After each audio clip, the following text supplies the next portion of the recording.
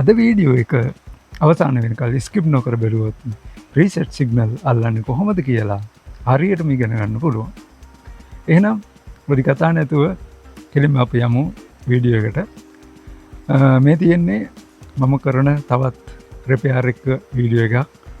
මම වෘත්තීයමය වශයෙන් ග්‍රෝ විදුලි උපකරණ අලුත් වැඩි කරනවා. ඒකට සැටලයිට් සවි කිරීම, නඩත්තු කිරීම දෙකම කරනවා. ඒක ඔයාලා දැනටමත් දන්නවා. ඉතින් මේ ප්‍රීසෙට් එකේ සිග්නල් එක අල්ලන එක ටිකක් අමාරු කාර්යයක්. හරි දැනුමක් නැත්නම් කවදාවත් අල්ලන්න බෑ. ඒ වගේම ඉවසීම කියන එකත් හොඳටම තියෙන්න ඕනේ. ඉස්සර වෙලා මම දැනුම ලබා දීලා ඊට පස්සේ රිපෙයාර් එක කරලා පෙන්නන්නම් ඔයාලට. ඉස්සර වෙලාම සැටලයිට් ඩිකෝඩර් එක ටීවී එකට හයි කරලා ඊට පස්සේ රිමෝට් එකෙන් සිග්නල් බාර් දෙක පෙන්නන මේක දාගන්න ඕනේ. ඒක මං කලින් වීඩියෝ එකෙත් කියා දුන්නා. ප්‍රීසෙට් එකේ තව වීඩියෝ එකක් තියෙනවා. ඒකේ මම කියා දුන්නා මේක මේ කොහොමද මේ ඒක දාගන්න කියලා. ඒක ආපහු මම ඉතින් කියා දෙන්න යන්නේ. ඉතින් ඊට පස්සේ ඒකට දාගත්තට පස්සේ සැටලයිට් එක සවි කරන දිශාව හොයාගන්න ඕනේ. ඒකට තමයි මම මේ මාලිමාවක් භාවිතා කරන්නේ. මාලිමාවක් භාවිතා කරලා සැටලයිට් එක සවි කරන්නේ මොන පැත්තද කියලා හොයාගන්න ඕනේ. ඔයාලා දැනටමත් දන්නවා සැටලයිට් සිග්නල් කියන්නේ ඉහළ අහසේ ස්ථාපනය කරනලා තියෙන චන්ද්‍රිකාවලින් ගන්න සිග්නල් එකක් කියලා. ඒක මම ඩයලොග් සැටලයිට් සවි කිරීම කියන ඒ වීඩියෝ එකෙත් පැහැදිලි කරලා කියා දුන්නා. ඉතින් වීඩියෝ එක බෝරින් වෙන නිසා ඒ ටිකත් ස්කිප් කරලා තමයි ඉස්සරහට වීඩියෝ එක කරගෙන යන්නේ. ඉතින් ප්‍රීසෙට් සිග්නල් එන්නේ දැන් අර කලින් මේ කියන්නේ ඩයලොග් සිග්නල් ආපු පැත්තමයි. ඒ කියන්නේ කලින් ප්‍රීසෙට් මේ තිබුණු තැන නෙවෙයි චන්ද්‍රිකාව තියෙන්නේ. ඒක නිසා මේ පැත්තට දැන් ප්‍රීසෙට් සිග්නල් අහුවෙන්නේ නැහැ. ඩයලොග් චන්ද්‍රිකාව පිහිටලා තියෙන පැත්තේම තමයි දැන් ප්‍රීසෙට් චන්ද්‍රිකාව පිහිටලා තියෙන්නේ. ඒ පැත්තටම තමයි. ඒ කියන්නේ බස්නාහිර පැත්තට තමයි මේක අපි හයි කරන්න ඕනේ. ඉතින් මොකද්ද හරියටම දිශාව බලාගන්න මේ මාලිමාව ඕන කරන්නේ. මේ මාලිමාව මේකේ මේ රතු පාට කට්ට නිතරම හැරිලා තියෙන්නේ මේ උතුරු පැත්තට.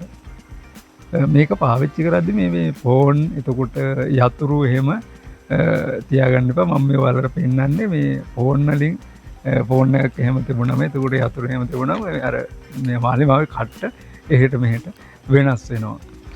මේ ඇත්තටම මේකේ මේ රතු පාට කට්ට නිතරම හැරිලා තියෙන්නේ උතුරු දිශාවට. උතුරු දිශාවට හැරිලා තියෙන්නේ අපි ජීවත් වෙන පෘථිවියේ චුම්බක ශ්‍රේෂ්ඨය පිටලා තියෙන්නේ උතුරු දිශාවේ. ඒ පැත්තට තමයි මේ මාලිමාවේ රතු කට්ට නිතරම හැරෙන්නේ. ඉතින් ඒක අර N කියන පැත්තට දාගන්න ඕනි. ඒ කියන්නේ N කියන පැත්තට රතු පාට කට්ට හැරෙන විදියට හයි කරගත්තම තමයි ඒ කියන්නේ නෝත් කියන එක. එතකොට තමයි W අකුර තියෙන පැත්තට තමයි අපි සැටලයිට් එක හයි කරන්නේ.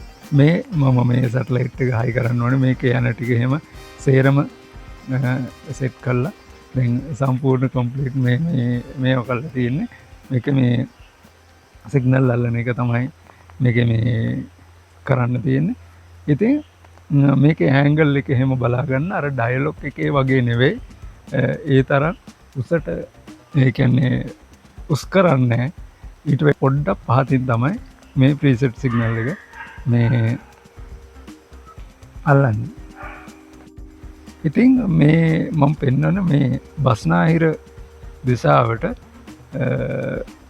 මෙන්න මේ විදිහට ඒ කියන්නේ W මාලිමාවේ W පැත්තට මෙන්න මේ විදිහට මේක මේ අපි LMB එක හයි කරලා තියෙන පැත්ත තියෙන්නේ. අන්න ඒ පැත්ත මේව කරන්න ඕනේ. ඒ කියන්නේ ඒ පැත්ත හරවන්න ඕනේ W අකුර පැත්තට බස්නාහිර දිශාවට. ඊට පස්සේ එතකොට තමයි ඒ දිශාව හරියන්නේ. ඊට පස්සේ ඔයාලා ගාව ඒ කියන්නේ ටීවී එක නැත්තම් ඒ කියන්නේ ඔයාලට අර සිග්නල් බාර තියෙන ටීවී එකේ ඩිස්ප්ලේ එක පේන්නේ නැත්තම් තවත් කෙනෙක්ගේ සහායක් ගන්න වෙනවා. ඒ කියන්නේ සිග්නල් එක බලා ගන්න. ඔයාලට පේනව නම් ගැටලුවක් නැහැ. ඔයාලට බලාගෙන මේ සිග්නල් එක අල්ලන්න පුළුවන්. එහෙම නැත්තම් කවුරු හරි සහායට අරගෙන එයාට කියන්න ඕනේ මේ සිග්නල් බාර් වල නිල් පාටින් මේ සිග්නල් පෙන්නනකොට කියන්න කියලා. මේ මොකද මේක අපි මේ හරියට අල්ලගන්න ඕනේ. එහෙම නැතුව අපිට මෙහි හරවලා ගිහින් ගේ ඇතුළට ගිහින් ඒක බලන එක කරදර නිසා.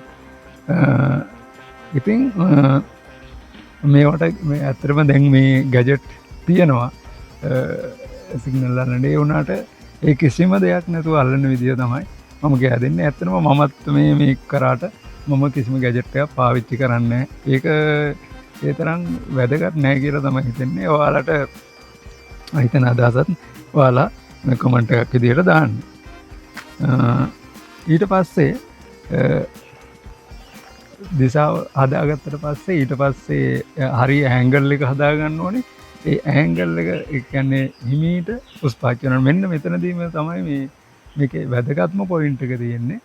ඒ කියන්නේ මේකේ හරිම ඉවසීමෙන් හරි හිමින් තමයි මේකේ මේ උස් පහත් කරන එක. එතකොට දිශාව හරිනේ. දිශාව W පැත්තට හැරෙවුවා. ඊට පස්සේ මේක උස් පහත් කරන එක තියෙන්නේ. හරිම හිමින් කරන්න ඕනේ. මෙතනදී තමයි මම කිව්වේ ගොඩක් ඉවසීම තියෙන්න ඕනේ කියලා. ඉතින් ඒ ඉවසීම නැත්නම් මේකේ සිග්නල් එක අල්ලන්න බෑ. මේකේ ඇත්තනම රහසත් ඒක. ඒ කියන්නේ අපි වේගෙන් කැරකෙව්වට වේගෙන් උස් පහත් කරාට කවදාවත් සිග්නල් එක අල්ලන්න බෑ. මේ මොකද මේක අර ලේසර් කිරණක් වගේ පොඩි කිරණක් වෙන්නේ. ඒක තමයි අපි මේකෙන් ග්‍රහණය කරගන්නේ. ඉතින් මේ සිග්නල් එක ඊට පස්සේ දැන් හරියට ආවට පස්සේ මේකේ ඊළඟට කාර්යය තමයි මේකේ ඇන ටික හරියට තද කරගන්න ඕනේ. ඇතුලේ එක්කෙනා දැන් මම මේ කරන්නේ ඇන ටික තද කරන එක. ගේ ඇතුලේ ඉන්න එක්කෙනා හරි කිව්වම ඒ කියන්නේ සිග්නල් එක උඩරිම ගන්න තමයි සමාන මේ සිග්නල් එක උඩරිම ගන්න තමයි අපි try කරන්න ඕනේ. ඊට පස්සේ ඒක ගත්තට පස්සේ ඇන තද කරන්න ඕනේ. ඇන තද කරනකොට හොඳට තද කරන්න ඕනේ. ඒකට හේතුව මේ කුරුල්ලෝ එහෙම ඇවිල්ලා මේ ඩිස් එක උඩ මේ වෙනවා. මේ කියන්නේ වහනවා. එතකොට අපි බුරුලින් තද කරලා තිබුණොත් එහෙම ඩිස් එක පහත් වෙලා සිග්නල් එක නැති වෙලා යන්න පුළුවන්. ඒක නිසා හොඳට තද කරන්න. මේකට මේ බොක්ස් කෑලි හරි එහෙම නැත්නම් රින්ච් යතුරු හරි තමයි පාවිච්චි කරන්න ඕනේ. මොකද සාමාන්‍ය යතුරු වලින් තද කරොත් එහෙම සමහර වෙලාවට නට් ස්ලිප් වෙන්න බලනවා. ඒක නිසා අර විදියට තමයි තද කරන්න ඕනේ. සාමාන්‍ය ඔයාලට ඒක තද කරද්දි තේරෙනවා දැන් හොඳට තද වෙලා තියෙන්නේ කියලා. ඒ ගානට තද වෙන්න ඕනේ. ඉතින් සිග්නල් එක මේ විදියට ඇල්ලුවට පස්සේ දැන් මම මේකට මේ කප්පකුත් දාලා දිනවා. මොකද මේ වැහි දවස්වල මේ LMB එක ඇතුළට වතුර ගියපුම මේ සිග්නල් නැති වෙනවා. LMB එක පිච්චෙනවා. ඉතින් මගේ LMB වීඩියෝ වල තියෙනවා මේක මේ කප් එහෙම දාන්න ඕනේ නැති සීර ටයිප් එකකුත් තියෙනවා. ඒකට නම් දාන්න අවශ්‍ය නැහැ. ඉතින් මේ මම මේකට නම් දාලා තියෙනවා. ඒකට හේතුව මේකේ අර සීර ටයිප් එකක් නෙවෙයි LMB එක තියෙන්නේ. ඉතින් මේ ඊට පස්සේ හරියටම තද කරලා ඉවරුණාට පස්සේ ඔයාලගේ ඊළඟ පොයින්ට් එක තමයි channel ටික select කරන එක. ඒක මම ගේ ඇතුළට ගිහින් ඒ කියන්නේ මේක ගාවට ගිහින් TV එක ගාවට ගිහින් රිමෝට් එකෙන් ඒකේ channel ටික select කරන්න ඕනේ. මේ සමහර විට මෙහෙම මේ දැන් මම මේ ගේතුවට ඇවිල්ලා ඉන්නේ. ඊට පස්සේ දැන් මේ මෙහෙම මෙන්න විදියට මේ channel ටික channel search කියන එකේ channel ටික search කරන්න ඕනේ. එතකොට channel ටික වැටෙනවා TV එකේ. මෙන්න මේ ගාන වගේ උපරිම මට්ටමක් අපි සිග්නල් ගන්න බලන්න ඕනේ. කියන්නේ අර නැත්තම් හරියට පේන්නේ නැහැ. මෙහෙම මේ අපි මේක මේ සර්ච් කරාට පස්සේ සමහර වෙලාවට මේ සමහර ඩෙකෝඩර් තියෙනවා මේ රීබූට් වෙනවා. ඒ කියන්නේ ඩවුන්ලෝඩින් ප්‍රොසෙස් එකක් වගේ යනවා. එහෙම එකක් ගියොත් එහෙම මේ ඔයාලා ඕෆ් කරන්න හැම්පා. එහෙම වුණොත් එහෙම ඒක ගැටලු සහගත වෙනවා. ඒක නිසා ඒක වෙන්න දෙන්න. සාමාන්‍ය විනාඩි 5-10ක් යසීමින් ඉන්න. ඒ ටික ඉවරුනාට පස්සේ මේ හරියට channel ටික වැඩ කරන්න ගන්නවා. ඉතින් දැන් මේ දැක්ක නේද මේ දෙන්න වර සර්ච් වෙලා මේ ඔයලා මේකෙත් ඒ විදිහට වෙනවා. ඉතින් මේ කලබල වෙන්න ඕනේ. මේ වගේ වෙලාවට ඒක ඉබේ මේ process එක වෙනකන් අපි මේ බලගෙන ඉන්න ඕනේ. ඊට පස්සේ ගැටලුවක් නැතුව channel ටික වැඩ කරනවා. ඉතින් මේ දැන් එතකොට මේ මගේ මේක මේ ඒ කියන්නේ මේ සල්කල්ලා ඉවරයි. දැන් ඔයාලට බලන්න පුළුවන්. දැන් ඔය මේක channel වැඩ කරනවා. මම දාලා පෙන්නන්න. මේක ටිකක් අර ඩයලොග් එක වගේ පාස් නෑ. පොඩ්ඩක් හිමින් තමයි මේ වැඩ කරන්නේ. දැන් channel වැඩ කරනවා. ඉතින් presets signal අල්ලන ප්‍රශ්න තිබුණා නම් මම හිතනවා අද වීඩියෝ එකකින් ඒවට උත්තර ලැබෙන්නේ නැති කියලා. තාමත් අපේ channel එක subscribe කරලා නැත්නම් දැන්ම subscribe කරලා notification all දාලා තියාගන්න. ඒක ලොකු ප්‍රයෝජනයක් වෙයි ඔයාලට ඉස්සරහට. මොකද තවත් වැදගත් දේවල් පිළිබඳ මේ වීඩියෝ ඉස්සරහට ගේන්න බලාපොරොත්තු වෙනවා. මීට වඩා වැදගත් දේවල්. ඉතින් අදත් වීඩියෝ එක බලුවට ගොඩක් ස්තුතියි. එහෙනම් අපි තවත් ප්‍රයෝජනවත් වීඩියෝ එකකින් හමු වෙමු. ඉතින් ඔයාලා පරිස්සමෙන් ඉන්න. මේ දෙවෙනිවල පවතින අයහපත් කාලගුණයෙන් පරිස්සම් වෙලා ඉන්න කියන එක තමයි කියන්න තියෙන්නේ. මම මේ කාලගුණික තත්ත්වය පිළිබඳව ඔයාලටම අප්ඩේට් බලා ගන්න පුළුවන් විදිහේ වීඩියෝ එකකුත් කරලා තියෙනවා. ඒ වීඩියෝ එකත් බැලුවේ නැත්නම් බලන්න. ඒකත් ගොඩක් ප්‍රයෝජනවත් වෙයි. ඒ කියන්නේ ඔයාලගේ ලොකේෂන් එකටම කාලගුණය කොහොමද කියලා බලා ගන්න පුළුවන්. මේ ක්‍රමය මම ඒ වීඩියෝ එකකින් කියලා දීලා තියෙනවා. ඉතින් මේ කාලගුණය අයහපත් වීම ගැනත් වචනයක් කියන්න ඕනේ. ඉතින් පුළුවන් තරම් හොඳ වැඩ විතරක් කරන්න. සබා දහම් පවා මෙච්චර කුරිරු වෙන එකක් නෑ. මිනිසුන් යයි කියා ගන්නා පිරිසක් විසින් කරන දේවලින් තමයි මේ වගේ සබා දහම මේ තරම් නපුරු වෙලා තියෙන්නේ. ඉතින්